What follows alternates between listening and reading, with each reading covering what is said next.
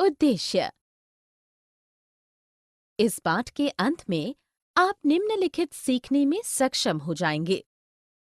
गोलकोंडा के किले और इसकी महत्वपूर्ण विशेषताएं जैसे दीवारें, दरवाजे और फव्वारों पर चर्चा करने में, पुराने समय में जल की व्यवस्था पर चर्चा करने में, संग्रहालय में रखी हुई वस्तुओं पर चर्चा करने में। पहुंचे गोलकोंडा। गोलकोंडा का किला हैदराबाद में स्थित है। एक किला एक सुदृढ़ इमारत होता है जिसके चारों ओर एक दीवार होती है जहां सुल्तान यानी राजा, सत्ताधारी लोग, सैनिक और अन्य लोग रह सकते हैं और शत्रु से सुरक्षित रह सकते हैं। गोलकोंडा किला ऊंचाई पर बनाया गया था। किलों को शत्रुओं से सुरक्षित रखने के लिए इसकी मोटी दीवारें और विशाल दरवाजे हैं। बुर्ज। किले की सुरक्षा के लिए बाहरी दीवार पर गोलाकार संरचनाएं बनी हुई हैं।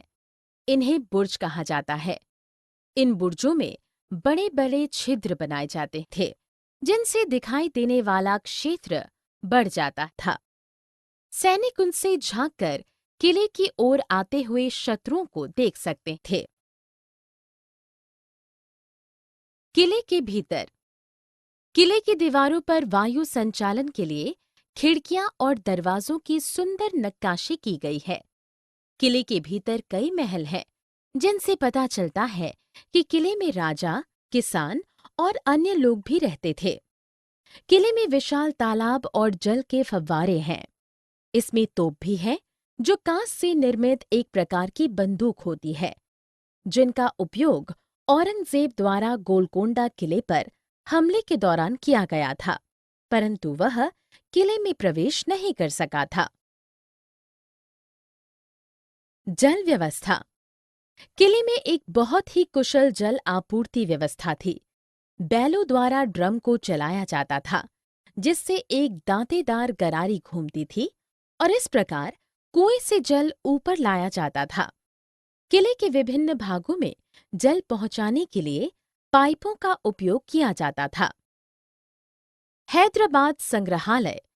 हैदराबाद संग्रहालय में बहुत सी वस्तुएं रखी गई हैं, जैसे बर्तन, आभूषण, तलवारें और बहुत से बर्तन और कढ़ाइयां पीतल और मिट्टी से बनती थीं।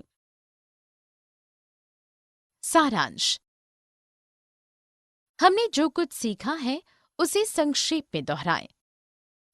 गोलकुंडा किला हैदराबाद में स्थित है। किलों में दीवार पर खूबसूरत नक्काशी की गई है, जिसके साथ साथ खुली हवा के लिए खिड़कियां और दरवाजे भी बनाए गए हैं।